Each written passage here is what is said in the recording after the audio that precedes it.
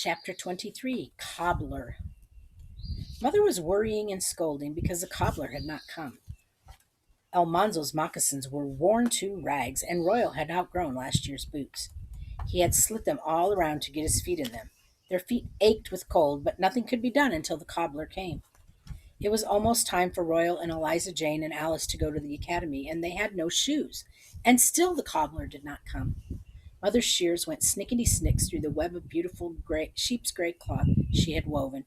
She cut and fitted and basted and sewed, and she made Royal a handsome new suit with a great coat to match. She made him a cap with flaps that buttoned like button caps. For Eliza Jane, she made a new dress of wine colored cloth, and she made Alice a new dress of indigo blue. The girls were ripping their old dresses and bonnets, sponging and pressing them, and sewing them together again, the other side out, to look like new. In the evenings, Mother's knitting needles flashed and clicked, making new stockings for them all. She knitted so fast that the needles got hot from rubbing together. But they could not have new shoes unless the cobbler came in time. He didn't come. The girls' skirts hid their old shoes, but Royal had to go to the academy in his fine suit with last year's boots that were slit all around and showed his white socks through. It couldn't be helped. The last morning came. Father and Almanzo did the chores. Every window in the house blazed with candlelight, and Almanzo missed Royal in the barn. Royal and the girls were all dressed up at breakfast. No one ate much. Father went to hitch up, and Almanzo lugged the carpet bags downstairs. He wished Alice wasn't going away. The sleigh bells came jingling to the door, and Mother laughed and wiped her eyes on her apron. They all went out to the sleigh. The horses pawed and shook jingles from their bells. Alice tucked the lamp robe over her bulging skirts, and Father let the horses go. The sleigh slid by and turned into the road. Alice's black-veiled face looked back, and she called, "Goodbye, goodbye." Almanzo did not like that day very much. Everything seemed large and still and empty. He ate dinner all alone with Father and Mother. Chore time was earlier because Royal was gone. Almanzo hated to go into the house and not see Alice. He even missed Eliza Jane. After he went to bed, he lay awake and wondered what they were doing, 5 long miles away. Next morning, the cobbler came. Mother went to the door and said to him, "Well, this is a pretty time to be coming, I must say, 3 weeks late, and my children as good as barefoot." But the cobbler was so good-natured that she couldn't be angry for long. It wasn't his fault. He had been kept 3 weeks at one house making shoes for a wedding. The cobbler was a fat, jolly man. His cheeks and his stomach shook when he chuckled. He set up his cobbler's bench in the dining room and by the window and opened his box of tools. Already he had Mother laughing at his jokes. Father brought last year's tanned hides, and he and the cobbler discussed them all morning. Dinner time was gay. The cobbler told all the news. He praised Mother's cooking, and he told jokes till Father roared and Mother wiped her eyes. Then the cobbler asked Father what he should make first, and Father answered, "I guess you better begin with boots for Almanzo." Almanzo could hardly believe it. He had wanted boots for so long. He had thought he must wear moccasins until his feet stopped growing so fast. "You'll spoil the boy, James," Mother said, but Father answered, "He's big enough now to wear boots." Almanzo could hardly wait for the cobbler to begin. First the cobbler looked at all of the wood in the woodshed. He wanted a piece of maple perfectly seasoned with a straight fine grain. When he found it, he took his small saw and he sawed off 2 thin slabs. One was exactly an inch thick, and the other was a half an inch thick. He measured and sawed their corners square. He took the slabs to his cobbler's bench and sat down and opened his box of tools. It was divided into little compartments, and every kind of cobbler's tool was neatly laid in them. The cobbler laid the thicker slab of maple wood on the bench before him. He took a long, sharp knife, and he cut the whole top of the slab into tiny ridges. Then he turned it around and cut ridges the other way, making tiny pointed peaks. He laid the edge of the thin, straight knife in the groove between the 2 ridges and gently tapped it with a hammer. A thin strip of wood split off, notched all along one side. He moved the knife and tapped it till all of the wood was in strips. Then, holding a strip by one end, he struck his knife in the notches, and every time he struck, a shoe peg split off. Every peg was an inch long, an eighth of an inch square, and pointed at the end. The thinner piece of maple he made into pegs too, but those pegs were half an inch long. Now the cobbler was ready to measure Almanzo for his boots. Almanzo took off his moccasins and his socks, and he stood on a piece of paper while the cobbler carefully drew around his feet with his big pencil. Then the cobbler measured his feet in every direction and wrote down the figures. He did not eat Almanzo any more, so Almanzo helped Father husk corn. They had a little husking peg like Father's big one. He buckled the strap around his right mitten, and the wooden peg stood up like a second thumb between his thumb and his finger. He and Father sat on milking stools in the cold barnyard by the corn shocks. They pulled ears of corn from the stalks, and they took the tips of the dry husks between their thumb and husking peg and stripped the husks off the ear of the corn. They tossed the bare ears into bushel baskets.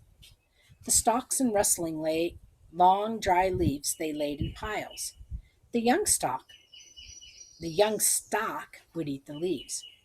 When they had husked all the corn that they could reach, they hitched their stools forward and they slowly worked their way deeper into the tasseled shocks of corn. Husks and stalks piled up behind them. Father emptied the full baskets into the corn bins, and the bins were filling up. It was not very cold in the barnyard. The big barns broke the winter wind, and the dry snow shook off the corn stalks. Alfonso's feet were aching, but he thought of his new boots. He could hardly wait till supper time to see what the cobbler had done. That day the cobbler had whittled out two wooden lasts, just the shape of Almanzo's feet. They fitted upside down over the tall peg of the bench, and they would come apart in halves. The next morning the cobbler cut soles from the thick middle of cowhide and the inner soles from the thinner leather near the edge. He cut uppers from the softest leather, and then he waxed his thread. With his right hand he pulled the length of linen thread across the wad of black cobbler's wax in his left palm. Then he rolled the thread under his right palm down the front of the leather apron.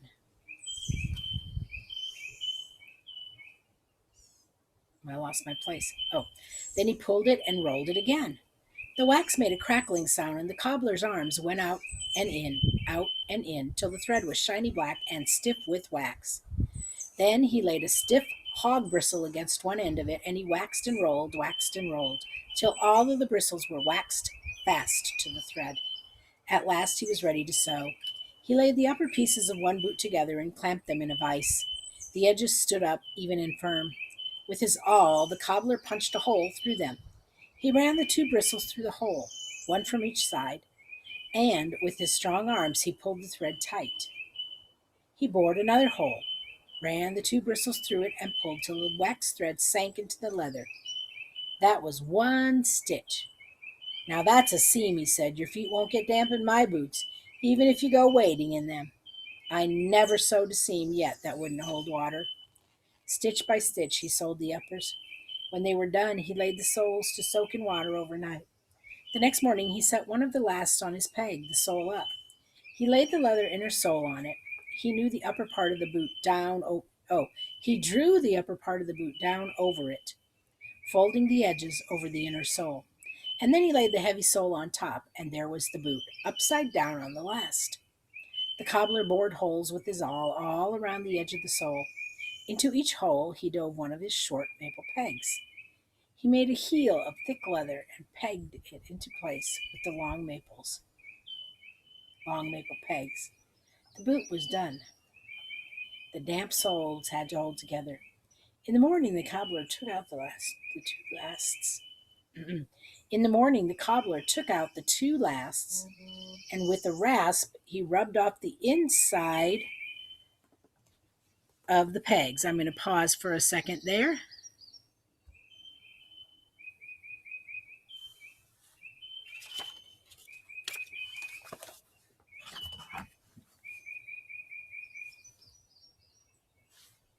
The cobbler bored holes with his awl all around the edge of the sole. Into each hole he drove one of the short maple pegs. He made a heel of thick leather and pegged it into place with the long maple pegs. The boot was done. The damp soles had to dry overnight. In the morning the cobbler took out the lasts, and with a rasp he rubbed off the inside ends of the pegs. Almanzo put on his boots. They fitted perfectly, and the heels thumped grandly on the kitchen floor. Saturday morning Father drove to Malone to bring home Alice and Royal and Eliza Jane to be measured for their new shoes. Mother was cooking a big dinner for them, and Almanzo hung around the gate waiting to see Alice again. She wasn't a bit changed. Even before she jumped out of the buggy, she cried, "Oh, Almanzo, you've got new boots!" She was studying to be a fine lady, she told Almanzo all about her lessons in music and department, but she was glad to be home again. Eliza Jane was more bossy than ever. She said Almanzo's boots made too much noise. She even told Mother that she was mortified because Father drank tea from his saucer. My land, how else would he cool it? Mother asked. It isn't the style to drink out of saucers anymore, Eliza Jane said. Nice people drink out of a cup. Eliza Jane, Alice said, be ashamed. I guess Father's as nice as anybody. Mother actually stopped working. She took her hands out of the dishpan and turned around to face Eliza Jane. Young lady, she said, if you have to show off your fine education, you tell me where saucers come from. Eliza Jane opened her mouth and shut it, and she looked foolish. They come from China, Mother said. Dutch sailors brought them from China 200 years ago, the first time sailors ever sailed around the Cape of Good Hope and found China. Up to that time, people drank out of cups. They didn't have saucers. Ever since they've had saucers, they've drunk out of them. I guess a thing that folks have done for 200 years we can keep on doing. We're not likely to change for a newfangled notion that you've got in Malone Academy. That shut up, Eliza Jane. Royal didn't say much. He put on old clothes and did his share of the chores, but he did not seem interested. And that night in bed, he told Almanzo he was going to be a storekeeper. You're a bigger fool than I be if you drudge all your days on a farm, he said.